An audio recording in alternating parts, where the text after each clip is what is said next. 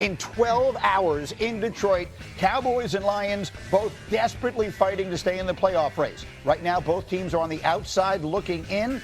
Cowboys riding a 3-game winning streak. Lions not able to feast on Thanksgiving against the Packers. Let me show you exactly what it looks like in the NFC. Our analytics say if the Lions win tonight, the Cowboys are basically done.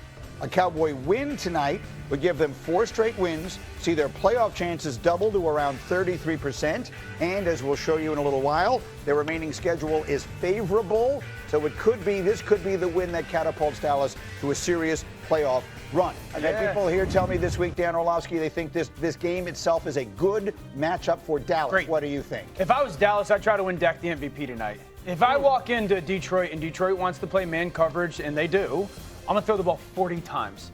It will always start with George Pickens. He's the best receiver in football this year versus man coverage. And ever since they've acquired him, the Cowboys, I've talked about this, get into these 3-by-1 formations, 3 away from George, George at the bottom of the screen, CD at the top of the screen.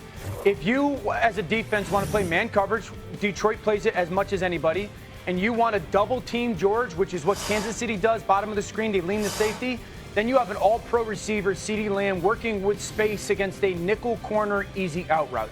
Down in the red zone, George is by himself. Once again, at the bottom of the screen, I got the trips at the top. CeeDee Lamb is at the top. If you want to lean your safety once again to George Pickens' side because you don't want to play him one-on-one, then I have a tight end run down the middle of the field. You got to pay attention to Ferguson. CD, double move, touchdown. Now you get into situations where you're like, all right, we can't continue to allow the other all-pro receiver at the 3-by-1 formation to kill us. We will play George Pickens one-on-one. This year, throw it 40 times, and I would throw for over 300 yards. Dak cannot win the MVP unless they win this game tonight, because there's no way that voters are picking an MVP on a team that doesn't even make the playoffs. Right. And if they don't win tonight, they're probably not going to make the playoffs. The flip side is, if they do, and I think Dak vaults himself right into that MVP conversation, and if they do win, we've said this before, watch out for the Dallas Cowboys. Greeny's going to be chomping on his cigar, putting on his cowboy hat. If you take a look at their schedule here, down the stretch, if they find a way to win tonight, it is favorable. You tell me, down the stretch, if they wouldn't be favored to win every one of those 4 games, there they are. Their chance of winning are above 50% all 4 times.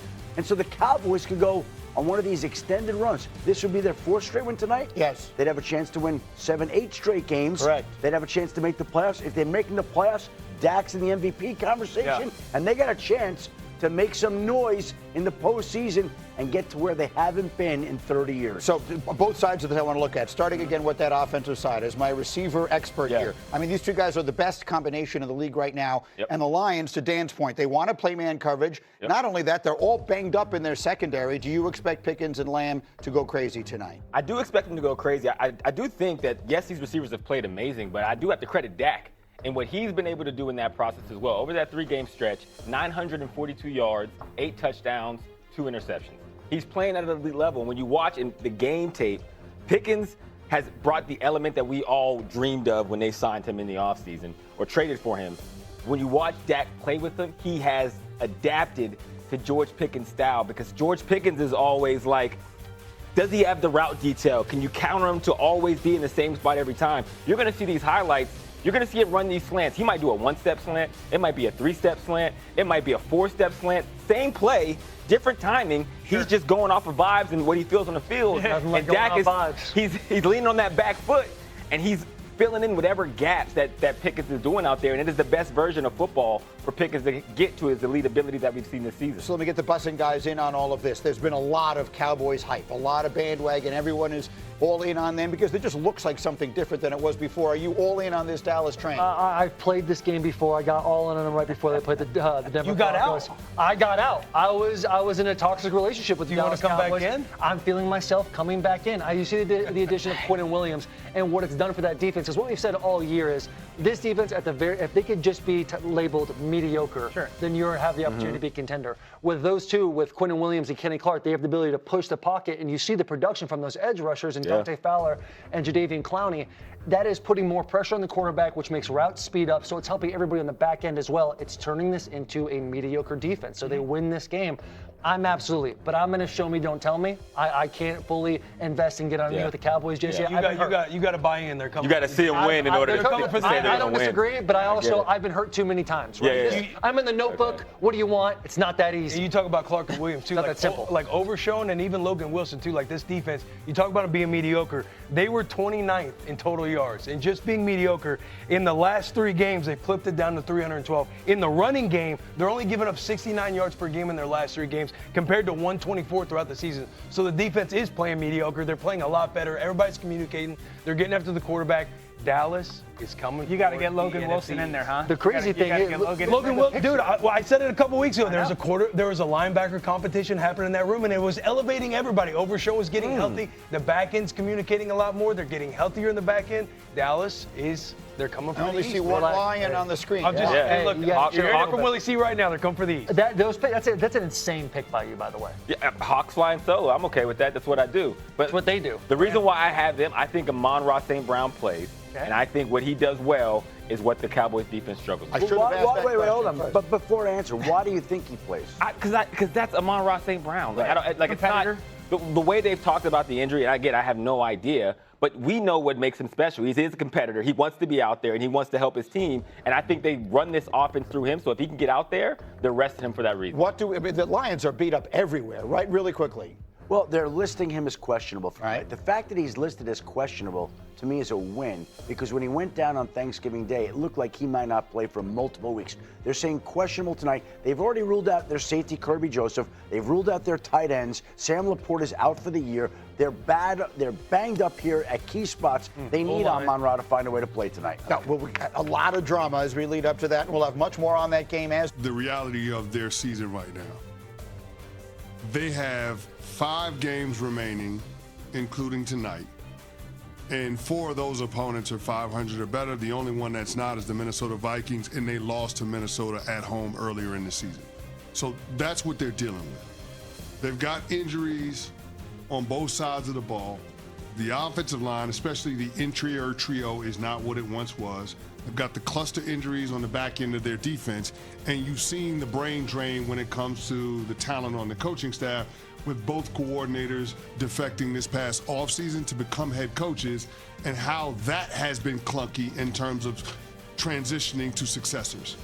I think we will look back post-mortem at the Lions season and say to ourselves, this should have been obvious, because the departures of Ben Johnson, Aaron Glenn, and Frank Ragnow proved to be too much for this team to overcome. And based on tonight's opponent, the challenges that the Dallas Cowboys pose, strong on both sides of the ball up front, especially on the interior. That is the weakness of the Detroit Lions. Oh, by the way, the Detroit Lions secondary banged up. Wrong week to be banged up going up against George Pickens and CeeDee Lamb. Yeah. And how those guys dominate, especially in man coverage, which Detroit likes to major in. And then, oh, by the way, when it comes to their offense, it's potent. It's second in points, first in yards. What they do is control the complexion of the game so they can keep the strength of your football team, which is your offense, off the field. I just think that in all the ways, this is a bad matchup for Detroit. Now, what I will say is, because Dan Campbell is the man I know him to be, a tremendous leader, he can get his guys up for any game. So I don't think that this is going to be the Dallas Cowboys steamrolling the Detroit Lions by any means tonight. I think they are going to come out with all of the energy, all of the fight, especially at home, backs against the wall. This is going to be a 15-round heavyweight fight.